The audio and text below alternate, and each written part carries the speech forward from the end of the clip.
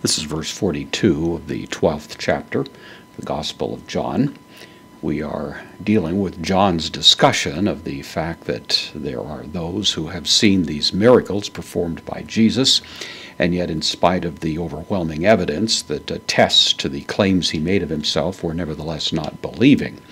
And John, of course, has given some explanation of that in terms of God's sovereignty in this matter, alluding back, of course, and quoting, really, Isaiah in connection with the same phenomenon that Isaiah was dealing with in his day. But now a little exception clause that John introduces here. These two words, homos and mentoi. Homos is an indeclinable adverb. It means something like nevertheless, and then added to it is another word with a similar meaning. It's a coordinating conjunction.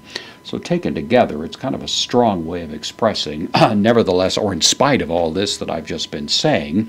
He then adds this little exception to the rule, the word kai, which has a variety of meanings. Here it's going to have something like, in spite of that, this is going to follow, and then ek, the preposition, which takes the genitive, as we find here, the genitive article, going along with archonton, from archos, means a ruler, and here we have the genitive form of that, so of the rulers. Then we have the word poloi. Poloi is an adjective. This is in the masculine nominative plural, and so it's standing as a subject of the verb that comes next. So he's saying, nevertheless, from out of the rulers, from among the rulers is the idea of it, many, epistusan, from pistuo, I believe, third person plural, aorist active indicative. So many rulers believed asauton, in him. The preposition as takes the accusative, so many believed in him, that is in Christ. So this is a rather startling exception to the rule, in spite of everything that John has just said. From among these rulers, many believed in him. Then the strong conjunction, Allah, but dia, in this case with the accusative, means on account of, and then the plural, tous pharisaios, on account of the Pharisees, uk homologun. This is from homologeo. It means to confess, literally to say the same thing.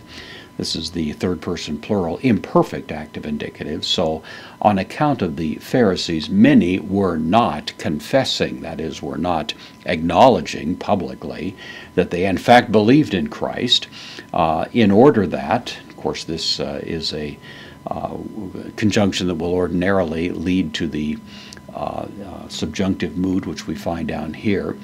So in order that, and then genontai, from genomai, I become. This is the third person plural, aorist middle subjunctive, and so in order that they might not become, and then a rather rare word, aposunagogoi, from the word aposunagoges. It's an adjective, actually. It means one who has been kicked out of the synagogue is the idea. It could go with another noun, a person who had been kicked out of the synagogue when standing alone, of course. It's the substantive use. And so it's in order that they might not become those who had been booted out, cast out of the synagogue. So, of course, John's point here is that kind of on the down low, on the sly side, these were people who actually believed in Christ. They actually were persuaded that Jesus was who he claimed to be, and yet they kept it to themselves because the downside risk of going public with that particular perspective was more than they were prepared to accept, especially in terms of being cut off from the synagogue, which really meant being cut off from the commercial life of the community, and a variety of other negative consequences that would flow from that particular status.